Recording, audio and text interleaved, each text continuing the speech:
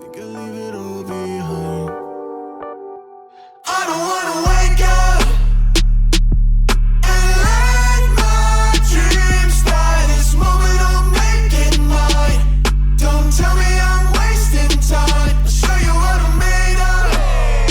And give my dreams life. I'll put it all on the line. Just like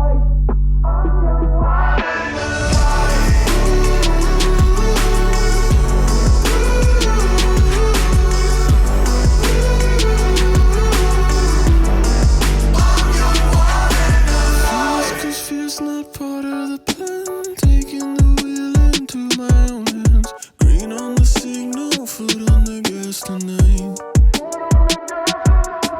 If I want to, I'll never land. And if you want to watch me, I can. Circle the globe and do it again, I might. Esse vídeo é para mostrar como que tudo começou, como que surgiu o Ports Trader, quais foram as minhas origens e como que hoje, depois de 8 anos no mercado, consegui ter toda a liberdade que eu sempre quis e, acima de tudo, hoje também ter a chance de ensinar várias pessoas, milhares de pessoas, na verdade, a terem também a chance de poder, pelo menos, ir em busca dessa liberdade. Meu nome é Suriel Portes, eu tenho 26 anos, sou gaúcho de Porto Alegre, gremista fanático, mas hoje eu moro no Rio de Janeiro, Barra da Tijuca. E apesar de hoje ser day trader profissional e também trabalhar como se fosse um coach para milhares de pessoas, ensinando outras pessoas a também trabalharem com a Bolsa de Valores, nem sempre foi assim. No começo, inclusive, foi muito difícil.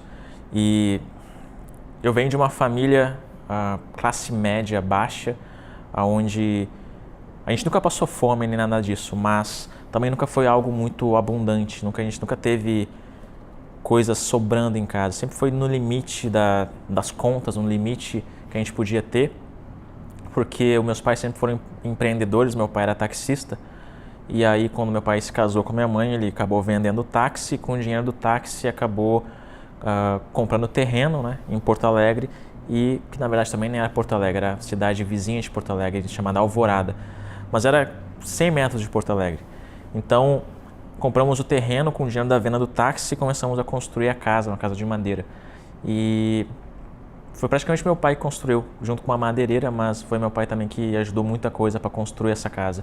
E desde então, quando os meus pais se casaram, eles sempre foram muito empreendedores, né? Começou com meu pai sendo taxista, minha mãe ela tinha uma loja de decoração e depois ela teve uma loja também de cesta decorativa. E teve também um empreendimento de ligação telefônica com mensagem. E aí a pessoa ligava para ela e falava, dia 5 de maio vai ser o aniversário da minha irmã. Aí eu quero que você mande uma mensagem para ela. E aí no dia 5 de maio minha mãe ia lá, ligava para a pessoa e apertava um botão lá naqueles telefones bem tradicionais e antigos mesmo, que tem a correia e tal, e apertava um botão e começava a tocar uma mensagem de aniversário e a pessoa ficava escutando do outro lado da mensagem. Então esse era um empreendimento que a minha mãe tinha. E aí meus pais, eles se casaram e começaram a ter também outros tipos de empreendimentos. Teve uma época que eles começaram a fazer MDF, aqueles porta-caneta, porta tudo, um monte de caixinha em MDF, objetos decorativos em MDF, e parte da casa era como se fosse a loja. Então a parte da frente inteira da casa era a loja e os fundos era onde a gente fazia, eles faziam MDF, cortavam madeira, serravam, então tinha todo o maquinário para fazer as peças e sempre estava um barulho gigantesco, um barulho infernal, porque você já deve ter ouvido aqueles barulhos de corte de madeira, é um barulho realmente de serra muito alto e por muitas vezes dava muita dor de cabeça esse tipo de barulho. Sem falar que como a loja era na parte da frente da casa, então também haviam momentos onde estava dormindo, né, sábado, dormindo cedo e tinham pessoas falando dentro da casa, que na verdade eram clientes que estavam indo lá comprar alguma coisa, né, pessoas que estavam querendo comprar algum objeto. Só que esse empreendimento acabou, mesmo a gente tendo feito muito investimento em maquinário, máquinas para cortar, para serrar, para lixar, para fazer acabamento das peças em MDF. Chegou um momento que esse empreendimento nosso não estava mais dando certo, não estava mais dando lucro, era muito trabalho para pouco resultado, né? E talvez esse seja o caso de muitas pessoas que tentam empreender, né? Às vezes acaba trabalhando mais do que como se tivesse mais do que o próprio funcionário. Quando você é o chefe, às vezes você trabalha mais do que o próprio funcionário. Então, inclusive chegou uma época que era meu aniversário em maio, né? Eu faço aniversário dia 8 de maio, e meus pais já estavam se desfazendo dessa fábrica, dessa loja de MDF, querendo já parar com isso. Eles venderam todo o estoque que eles tinham. Tinha uma loja lá em Porto Alegre, agora não me recordo o nome, mas era uma loja que vendia artigos decorativos. E eles foram nessa loja e venderam todo o estoque que eles tinham de peças de MDF sobrando, porque eles queriam torrar logo e vender. E aí venderam tudo e com o dinheiro que eles arrecadaram com aquela venda daquelas peças, eles compraram um PlayStation 2 para mim. Então tinha sido meu presente de aniversário. Então, para você ver como a gente nunca teve muita abundância, assim, sempre foi algo bem trabalhoso, apesar de a gente nunca ter passado nenhuma dificuldade. E aí com isso veio o nosso segundo empreendimento, que foi resina, né? Os meus pais começavam a trabalhar com peças de resina, sempre nessa área decorativa, né? Vamos fazer peças decorativas. E aí começavam a fazer aquelas pecinhas pequenininhas de resina, aqueles bonequinhos e etc. Em paralelo, minha mãe também começou a mexer com biscuit, então era resina e biscuit andando em paralelo. E esse empreendimento de resina deu um pouco mais certo do que o de MDF, porque a gente conseguia vender num volume maior. E tinha uma loja muito famosa, que até hoje existe inclusive em Porto Alegre, chamada Bazar Sul. E essa era a loja principal que os meus pais vendiam esses objetos de resina, esses artigos de resina. E aí fizemos a mesma coisa, aí começamos a investir em maquinário, aí lá atrás tinha as máquinas para poder fazer as peças de resina, tinha muitas formas de borracha, e a gente comprava resina numa loja chamada Polímerum, lá em Porto Alegre. E aí, com esse empreendimento de resina, a gente basicamente funcionava assim, a gente ia numa loja loja de R$1,99, né? Só anos atrás, loja de R$1,99, e essa Bazar Sul, por exemplo, e a minha mãe chegava nessa loja e começava a vasculhar a loja inteira, procurando por objetos de resina. E aí encontrava um ou outro, e alguns que eram mais bonitinhos do que os outros, que ela sentia que deveria vender bastante, ela pegava esse objeto e chegava pro dono da loja, ou de repente pro gerente da loja e falava: pô, tá vendo essa peça aqui? A gente consegue fazer ela por um custo bem melhor. Você quer fazer um pacote com a gente? E aí fechava pacote com diversas lojas, fazia lá 100 peças, 200 peças, e custando 50 centavos a peça, 40 centavos a peça, R$1 no máximo a peça. Então era assim que começou a fluir esse tipo de empreendimento. E ainda assim não era muito retorno, era melhor do que o MDF, mas também não era aquele retorno estrondoso comparado com o esforço que a gente tinha, porque o esforço sempre foi muito grande, mas o retorno não era tão grande assim. E aí nessa época era 2007, 2008, estava me formando no ensino médio, terminei a escola em 2010, e em 2010 direto a gente primeiro ficou numa batalha para vender a casa, porque sempre foi o sonho da minha mãe vir para o Rio de Janeiro, porque ela também sempre quis tentar a carreira artística, né? Ela sempre quis ser atriz. Então, sabendo que em Porto Alegre o mercado audiovisual, cinema e televisão é praticamente inexistente, então o único lugar onde a gente poderia estar era o Rio de Janeiro. Então a gente começou uma missão para vender a casa, né? E a gente vendeu a casa por um valor bacana até, só que demorou uns 3 meses para vender a casa. E a gente tinha a meta de começar o ano, né, em 2011, começar no Rio de Janeiro, até porque por questão de faculdade, e porque eu tinha recém feito o ProUni, então eu estava com uma pontuação até que bacana, né? Acho que eu tinha feito uns 700 pontos no ProUni, então com isso a gente também ia usar para iniciar na faculdade logo que viesse para o Rio de Janeiro.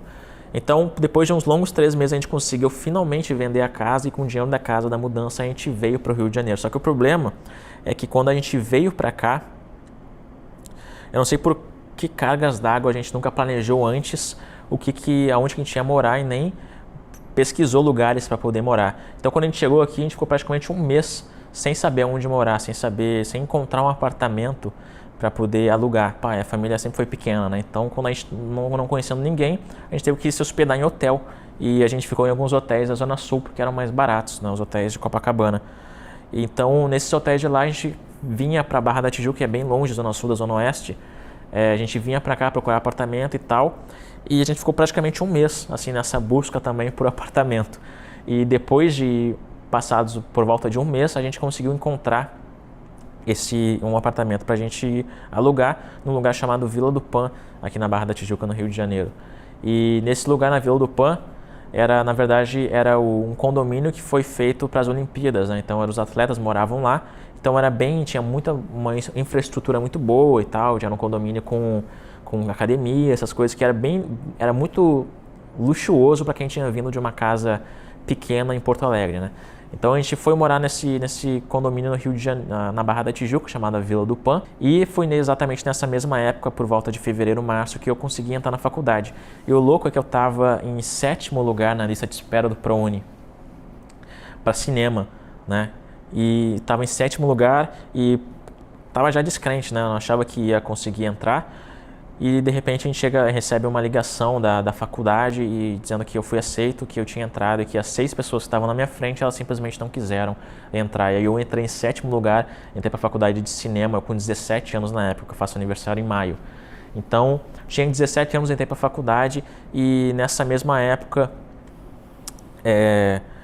a minha mãe começou também a trabalhar com figuração na Globo, na televisão, e também foi nesse mesmo momento que ela viu que não era aquilo que ela realmente queria fazer, que aquele sonho de querer trabalhar com televisão, ser artista, ser atriz e tal, era bem mais complicado do que ela imaginava, né? Porque hoje, quando você trabalha na Globo, você é completamente... Nossa, você é esculachado. Claro que não sei como é que tá hoje, mas naquela época, pelo menos, era bem difícil. Você trabalhava o dia inteiro, madrugada, a fundo, e ganhava, sei lá, 40, 50 reais. Então era um trabalho muito árduo também, e o retorno era pouco. Então, nessa mesma época também, o meu pai começou a trabalhar também fazendo empreendimento aqui no Rio de Janeiro. A gente comprou uma máquina de fazer adesivo e, por mais estranho que possa parecer, a gente sempre foi esse estilo mesmo, meio empreendedor, né? Saindo de MDF, primeiro saindo de táxi, né? Meu pai é taxista, minha mãe fazendo ligação, mensagem telefônica para as pessoas, e aí viemos para MDF, depois para resina. A gente veio para o Rio de Janeiro e começou a trabalhar com adesivo. Era uma máquina que fazia adesivo, e esses adesivos vendia no Mercado Livre, vendia para as lojas para fazer adesivar as paredes das lojas, a parede de quarto, sabe aqueles adesivos que colam na parede? Era isso. Então esse tipo de empreendimento também começou, e não começou também a dar certo, e foi justamente na época que eu comecei também a procurar por mercado financeiro, começar a estudar mais isso, porque eu simplesmente fui para o Google e pesquisei como ganhar dinheiro sem sair de casa, né? Porque eu também não tinha muita condição não conhecia nada no Rio, também estava estudando nessa mesma época, então a ideia era procurar alguma coisa que eu pudesse ganhar dinheiro sem sair de casa, e foi justamente quando eu encontrei o mercado financeiro, e eu encontrei ele lá nos Estados Unidos, através de um mentor meu chamado Timothy Sykes, o nome do meu primeiro mentor, e ele tem um site, tem um blog, um canal no YouTube onde ele ensinava as pessoas a operar, fazer investimentos nas ações chamada Penny Stocks. E as ações da Penny Stocks é uma loucura. Você vê todo dia, por exemplo, inclusive até hoje, ações subindo 100%, 200%, 300% em um dia. É uma coisa de louco, porque essas ações Penny Stocks, elas são listadas abaixo de $5. Então você vê ações a $1, ações a 50 centavos de dólar. Então são ações que têm um valor, um market cap bem pequeno, mas elas têm uma oscilação gigantesca por conta da volatilidade e da especulação desse tipo de ação. Então as Penny Stocks, quando eu vi esse cara ensinando Penny Stocks, ganhar 100% num dia, ganhar 200% num dia, dobrar o teu patrimônio, eu pensei, de repente aí é alguma forma boa de eu ganhar dinheiro. Então eu comecei a focar em mercado americano, e foi lá que eu comecei a estudar no mercado norte-americano. E o começo, como normal, acho que de todo mundo, não foi tão bom. Comecei mais perdendo do que ganhando. Inclusive meus primeiros trades foram muito perdedores, justamente também porque eu não sabia mexer na plataforma. Eu entrava no trade e não sabia sair da operação. E o primeiro trade que eu fiz o trade foi um trade ruim, trade perdedor, levei um stop. E assim se seguiu por bastante tempo, até que eu comecei realmente a focar em estratégias e começar a me aprofundar em análise gráfica, em praticamente me questionar o que faz o mercado se movimentar, porque não era possível que eu seria a pessoa que revertesse o mercado. Não era possível que o mercado estivesse subindo, eu comprasse e o mercado começasse a descer na hora que eu comprasse. Eu não podia ser esse cara. E então eu queria saber o que fazia o mercado se movimentar, como que o mercado se movimentava. Eu queria entender aquele mecanismo da Bolsa de Valores. E foi aí que eu comecei então a aprofundar cada vez mais esse conhecimento. Só que antes de eu realmente chegar na consistência e começar a ter sucesso, foi muitos obstáculos que eu tive que enfrentar. Inclusive no dia que eu quebrei, que foi o dia que eu perdi todo o dinheiro que eu tinha na corretora, né? Foi o dia que eu estava fazendo muito trade, de vingança, que é o que a gente chama quando você faz um trade para tentar recuperar a perda do seu trade anterior, aí vira uma bola de neve, você acaba perdendo sem fim. E o último trade que eu fiz, na verdade não fui eu que fiz, eu pedi para minha mãe fazer o trade, tão com medo que eu tinha de fazer aquele último trade e ser o responsável por realmente ter quebrado. Então chegou aquele último trade, eu chamei: mãe, vem cá. Olha o que você acha que vai acontecer aqui, será que eu devo comprar, será que eu devo vender? E ela falou pra mim, eu fui lá e fiz o trade e não deu certo, né? Eu acabei sendo estopado.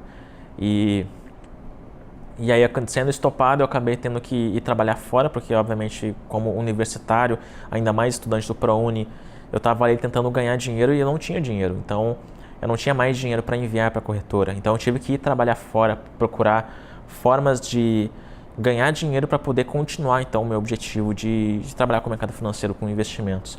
E isso sempre me atraiu, não sei porquê, porque eu sempre olhei filmes de finanças, sempre gostei também do mercado norte-americano, sempre tive atento em questões de economia, então isso talvez tenha me motivado a começar isso e não tentar de repente ser um empreendedor como os meus pais sempre foram. Mas essa veia, esse sangue de fazer por conta própria, fazer com as próprias mãos, né, como os meus pais sempre fizeram, foi o que me motivou a querer ser day trader, querer ser o responsável pelo meu sucesso, não querer depender de ninguém, não querer ter hora para trabalhar, porque no day trade a gente não tem hora, a gente trabalha a hora que quer. E foi isso que me motivou, querer também ter uma forma mais simples de poder ajudar em casa, né? Porque naquela época a gente estava, meu pai com o empreendimento lá dele de adesivo, não estava dando certo, minha mãe também meio que decepcionada, chateada e triste com as coisas de figuração, de tentar ser atriz e etc. E eu estava lá ProUni na faculdade, sem muito também grana, e eu queria ter uma forma de ganhar dinheiro rápido, e foi isso que eu procurei no mercado financeiro. E aí eu quebrei e eu tive que trabalhar na Copenhague, de vendedor de chocolate. Minha carteira foi assinando como atendente, né, que basicamente era vendedor. E o que aconteceu é que eu acho que isso acontece com todo mundo que entra numa loja, em algum lugar novo, você acaba sendo o faz tudo, né? E aí eu acabei começando como vendedor, mas me botaram para ser o cara do cafezinho, o cara que limpava a loja, o cara que cuidava do estoque. Só não cheguei a cuidar do caixa, porque para caixa precisava de uma experiência e tinha sido o meu primeiro emprego real de carteira assinada, né? De vendedor de loja, de chocolate. E aí o que aconteceu foi que eu acabei sendo demitido depois de 17 dias. E eu fui demitido justamente por essa questão do seu faz tudo. Porque eu cheguei lá para ser vendedor de chocolate. E chegando lá, me acabaram botando para fazer várias funções. E eu cheguei e falei, eu fui contratada para fazer essa função e vocês estão me colocando para fazer tudo da loja. Eu sei que eu sou o cara novo e tal, mas podemos fazer aquilo pela qual posso desempenhar a função pela qual fui contratado. E em discussão com o dono da loja e tal, essa discussão foi ainda por telefone, telefone da gerente, né? A dona da loja ligou para a gerente me passou o telefone, eu fiquei discutindo com a dona da loja, e aí chegou uma hora que a dona da loja falou bom, a gente está indo aí na loja. E eu falei, não, ok. E aí voltei a trabalhar, voltei a fazer ali a venda de chocolate, estava trabalhando servindo café também, fazendo de tudo na loja. E aí chegou o momento que eles chegaram na loja, o casal, né, os donos da loja, chegaram e subiram pro segundo andar e falando para mim, sobe pro segundo andar. E aí quando eu fui subir pro segundo andar, eu praticamente já subi sabendo que eu seria demitido. E chegando lá, por incrível que pareça, eu cheguei, aí o dono da loja falou, desliga o teu celular, para desligar o celular, porque não sei o que passou na cabeça deles, eles achavam que eu ia gravar a conversa, sei lá, e desliga o celular e coloca dentro do teu armário aqui com a tua mochila. Aí tá, eu desliguei o celular, botei na mochila e tal, e aí começou uma discussão, e aí me deram o contrato um negócio lá para me assinar de rescisão. No momento eu fiquei nervoso, inclusive eu estava segurando o papel meio que tremendo, dei uma lida por cima e era um negócio que eu estava sendo demitido. E aí eu assinei, e isso era por volta de umas 3 horas da tarde. E aí tinha sido demitido depois de 17 dias. E aí, nesse mesmo momento, eu liguei pra minha mãe e ela foi me buscar no shopping. E aí a gente foi pra casa, ficamos conversando e tal. E depois de uns dias eu fui lá para receber as contas, né?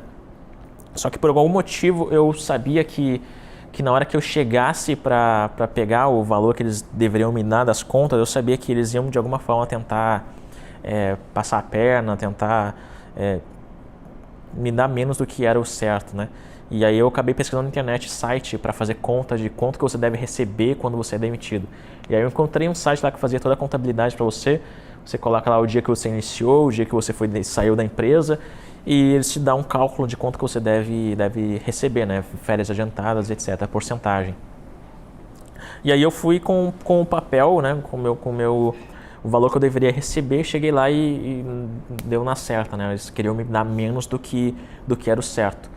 E aí eu falei, não, se não é o certo, pela lei eu tenho que receber X, eles querem me dar Y, e a gente tem que resolver isso daí.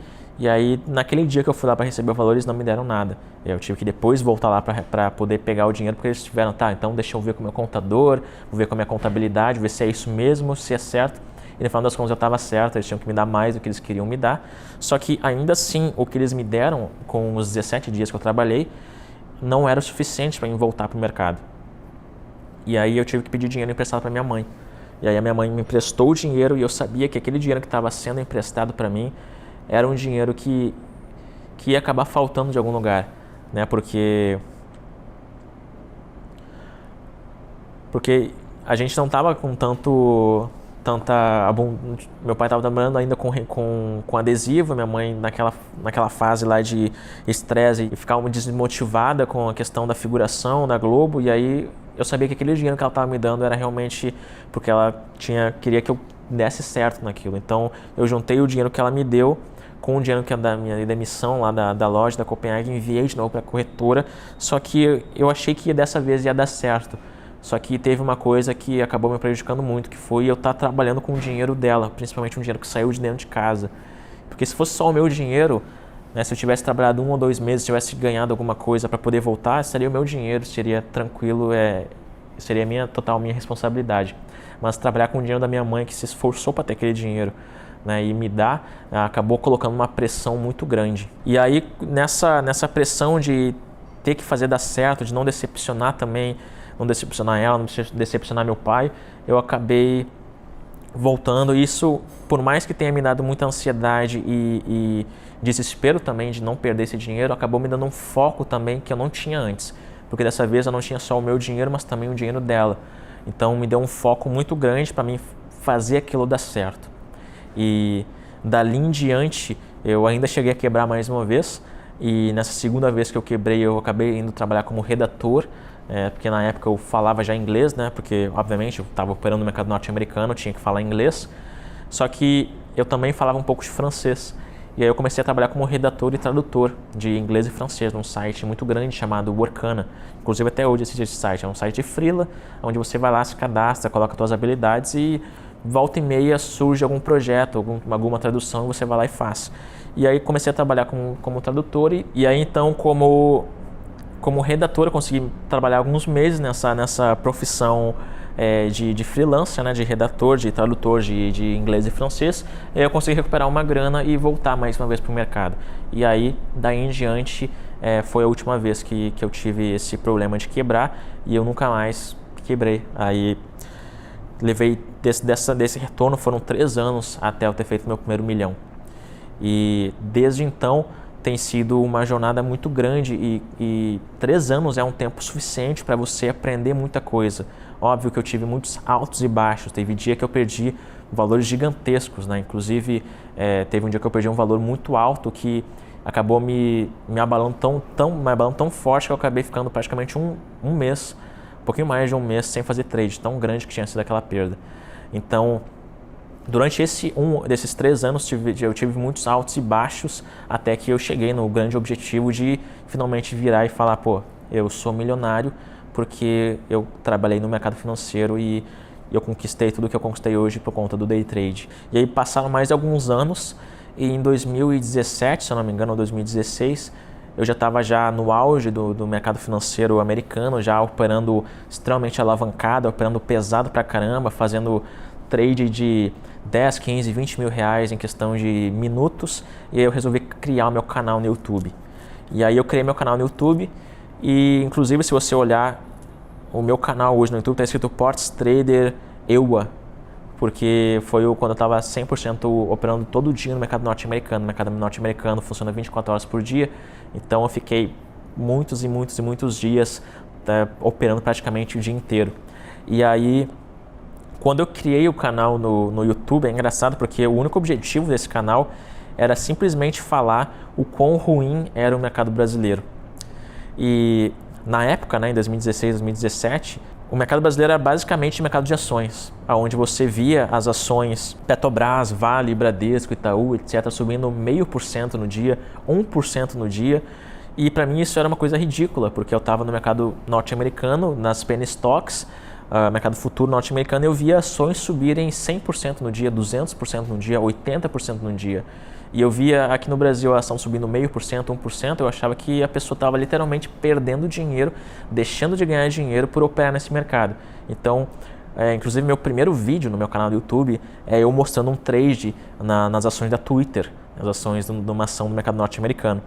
E aí esse era o objetivo, era falar, pô, o mercado brasileiro é ruim, vem operar aqui no mercado norte-americano que você vai ganhar muito mais dinheiro. E eu comecei para tentar estimular as pessoas a realmente acreditarem nessa proposta, nessa ideia de operar no mercado norte-americano. Eu comecei a postar muito vídeo de trade ao vivo. Aí eu fazia muito trade ao vivo, fazia 10 mil reais em 5 minutos e postava no YouTube, fazia 5 mil reais em 15 minutos e postava no YouTube, fazia 3 mil reais em 3 minutos e postava no YouTube. E aí, com isso, o canal começou a crescer cada vez mais. E muitas pessoas começaram a me acompanhar todos os dias no YouTube. Muitas pessoas começaram a realmente aprender com aquilo que eu estava ensinando. E o meu objetivo nunca foi ensinar ninguém, foi simplesmente mostrar que existe uma oportunidade de você ganhar mais dinheiro do que aquela que você está hoje, que seria naquele caso o mercado brasileiro.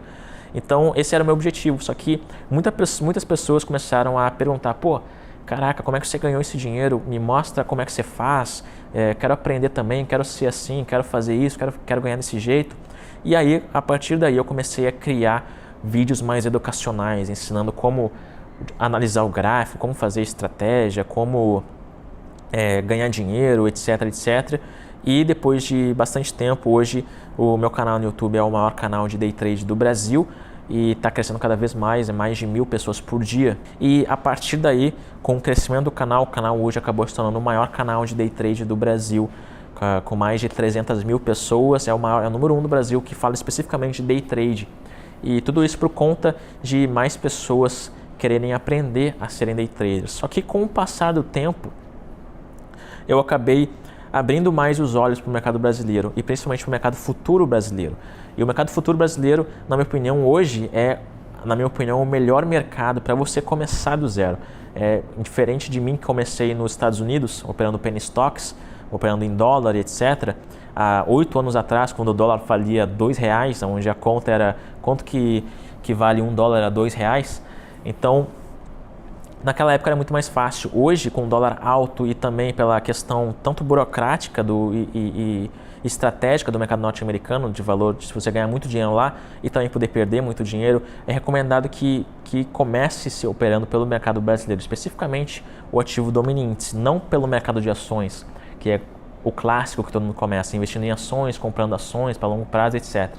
Para day trade, o recomendado é começar com mini índice, ganhando mini índice, depois vai para o mini dólar e depois faz a migração para o mercado norte-americano. Essa seria a rota que eu seguiria se eu tivesse que recomeçar do zero hoje, se eu estivesse hoje descobrindo o mercado financeiro. E com o passar do tempo, então, o canal Ports Trader, acabou se tornando o maior do Brasil, e hoje você está aí assistindo um vídeo porque provavelmente ele chegou até você por conta de estar cada vez mais atingindo um grande número de pessoas. E até agora já foram mais de 12 mil pessoas que acabaram aplicando o meu método e ganham dinheiro de forma consistente no day trade, ganham dinheiro de forma realmente seguindo estratégia e um método que é um passo a passo, que você pode começar do zero com pouco dinheiro e ainda assim ganhar dinheiro. São mais de 12 mil pessoas que hoje fazem parte do Ports Trader, mas o meu começo não é isso que você vê hoje. Você vê a casa, você vê os carros, você vê a abundância, você vê tudo isso que você vê hoje. Não foi assim no começo, foi muito tempo de batalha, muito tempo de conquista, muito esforço, muito obstáculo que foi passado, que eu tive que passar. Muitas noites em claro, muitas madrugadas operando, já que o mercado fica aberto 24 horas, foi muita madrugada fazendo trade, muitas vezes que eu deixei de sair com amigos, com colegas de faculdade, deixei de ir para bar, deixei de ir para faculdade, deixei de aproveitar uma vida que hoje eu posso estar aproveitando muito mais, enquanto todos aqueles que estavam indo para bar, estavam indo para faculdade, e todos os meus colegas de cinema, né? Inclusive eu larguei a faculdade de cinema no terceiro ano. Eu desisti de cinema porque eu quis focar 100% no mercado financeiro. Então, todos os meus colegas com certeza hoje estão lá trabalhando como assistente de direção na Globo, estão de repente fazendo alguma novela, estão de figurante ainda, e hoje eu estou, depois de muito tempo, muito esforço e muito sacrifício também, acabei me tornando milionário através da Bolsa de Valores. Não julgo quem fica fazendo esse tipo de coisa, cada um tem a sua vida, mas essa foi a escolha que eu fiz e sou muito feliz com ela.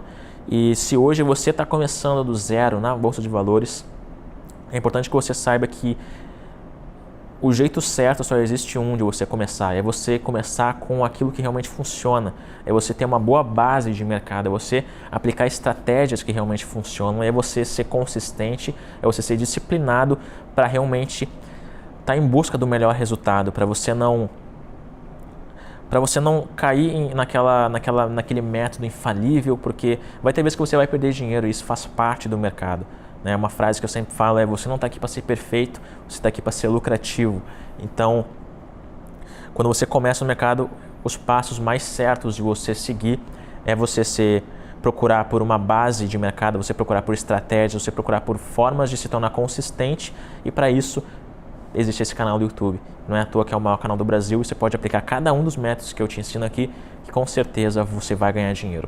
Então essa é a minha história, foi assim que eu comecei, foi assim de onde eu saí e foi assim que eu cheguei aqui, depois de muito esforço. E com certeza, se você continuar nessa linha de esforço, se dedicando também, você também vai ter a sua liberdade financeira e conseguir ganhar dinheiro através do day trade.